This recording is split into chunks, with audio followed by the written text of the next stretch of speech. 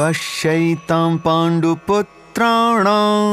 आचार्य महतीं चमूं व्यूढां द्रुपदपुत्रेण तव शिष्येण धीमता।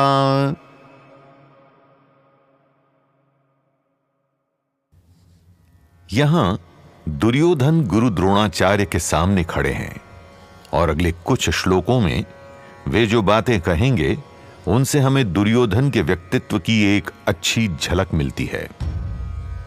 यहां पर दुर्योधन गुरु द्रोण से कहते हैं, हे आचार्य, द्रुपद के पुत्र और आपके बुद्धिमान शिष्य धृष्टद्युम्न द्वारा रचनाबद्ध खड़ी हुई पांडवों की सेना देखिए तनिक।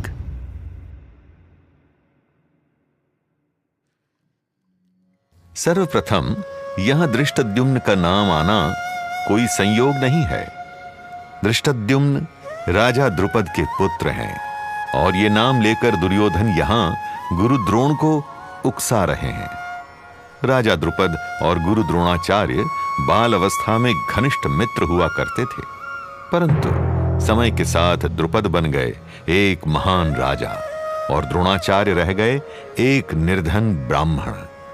हालांकि इस कहानी के कई पहलू भी हैं, परंतु ध्यान रखने वाली बात यह है कि अब दोनों मित्रों के बीच का अंतर बहुत बड़ा था। दोनों के बीच भ्रांति उत्पन्न हुई। द्रुपद ने गुरु द्रोण का तिरस्कार किया, एक विवाद उत्पन्न हुआ और यह विवाद इतना गंभीर था कि बालावस्था के दो मित्र अब दो शत्रु बन चुके थे। ऐसे में राजा द्रुपद ने अग्निदेव के समक्ष यज्ञ करके वरदान प्राप्त किया और यह वरदान था एक पुत्र धृष्टद्युम्न, जो बड़ा होकर वध करेगा द्रोणाचार्य का। और दिलचस्प बात यह है कि धृष्टद्युम्न को कहां भेजा गया सैन्य शिक्षा के लिए? गुरु द्रोणाचार्य के पास। परंतु गुरु द्रोण ठहरे एक उदार ब्राह्मण। वे जानते थे कि द्रुपद पुत्र धृष्टद्युम्न का जीवन लक्ष्य उन्हीं का वध है, किंतु द्वार पर आए हुए योग्य शिष्य को नकारा नहीं, बल्कि कर्तव्य पालन किया और उदारता से स्वयं धृष्टद्युम्न को सैन्य कला में निपुण बनाया। और आज वही धृष्टद्युम्न पांडवों की सेना को रचनाबद्ध किए हुए सामने खड़ा है। दुर्योधन द्रुपद का नाम सर्वप्रथम लेकर गुरु द्रोण को उकसा रहा है, उन्हें आक्रोश दिलाने का प्रयत्न कर रहा है, मानो व्यंग कर रहा हो कि गुरु द्रोण, देखिए, आपकी उदारता और आपकी भूल का परिणाम, यही अंतिम अवसर है अपनी भूल सुधारने का, अपने प्रतिशोध का।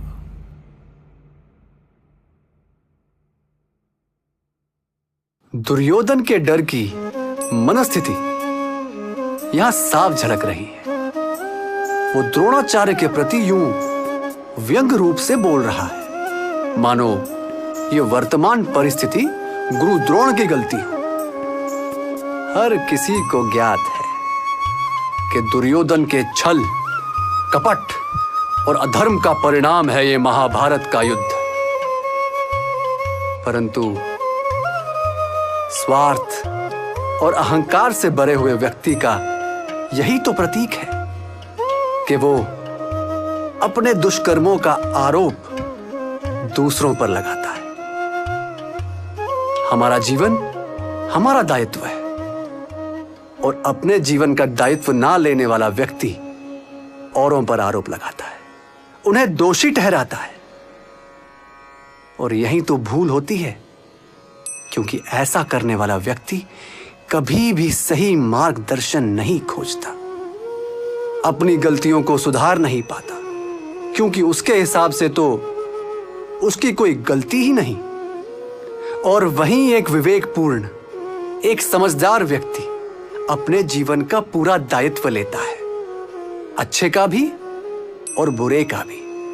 अपनी गलतियों का बोध होने पर वो सही मार्गदर्शन खोजता है, प्रयत्न करता है, अपनी गलतियों से सीख लेकर और अधिक सक्षम बनता है, बुद्धिमान बनता है, निरंतर आगे बढ़ता है, किसी और पर थोप कर नहीं, बल्कि हर परिस्थिति का दायित्व स्वयं लेकर ही आप सीख पाएंगे। और ऐसा करने पर जीवन का हर अंश श्रेष्ठतम बन पाएगा।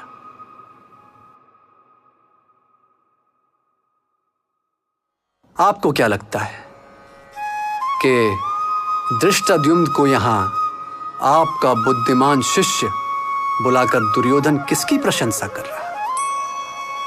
गुरु द्रोण की शिक्षा की या धृष्टद्युम्न की बुद्धि की, या फिर किसी की भी नहीं? कटाक्ष की भाषा, कटाक्ष की भाषा है ये। गुरु द्रोण के लिए दुर्योधन के मन में द्वेष इसीलिए भी है क्योंकि वे पांडवों से प्रेम करते थे और शायद दुर्योधन से थोड़ा अधिक। परंतु क्या इसमें गुरु द्रोण की कोई गलती है? बिल्कुल नहीं। किसी से उनकी अच्छाइयों की वजह से स्नेह करना बुरा तो नहीं, और ऐसा स्नेह रोका भी तो नहीं जा सकता। पर दुर्योधन तो पूर्ण नियंत्रण चाहता है, इस बात पर भी कि गुरु द्रोण पांडवों से प्रेम ना करें। और क्योंकि ये उसके नियंत्रण में नहीं है, वो जुझलाकर कटाक्ष की भाषा का प्रयोग कर रहा है। कटाक्ष शब्द में ही उसका निहित रूप है। ये शब्द काटता है, ये शब्द काटता है संबंधों को, परिजनों के हृदय को। शब्द मीठे चुनने से बात मीठी नहीं हो जाती। मन मीठा रखने से ही बात मीठी होती है। किसी और पर नियंत्रण की चेष्टा भी प्रेम के विपरीत ही है। अगर हम चाहते हैं कि लोग हमें अपना स्नेह दें, तो संबंधों में नियंत्रण की प्रवृत्ति हमें छोड़नी होगी, क्योंकि स्वतंत्रता ही है जो सम्मान देती है और संबंधों में मिठास घोलती है।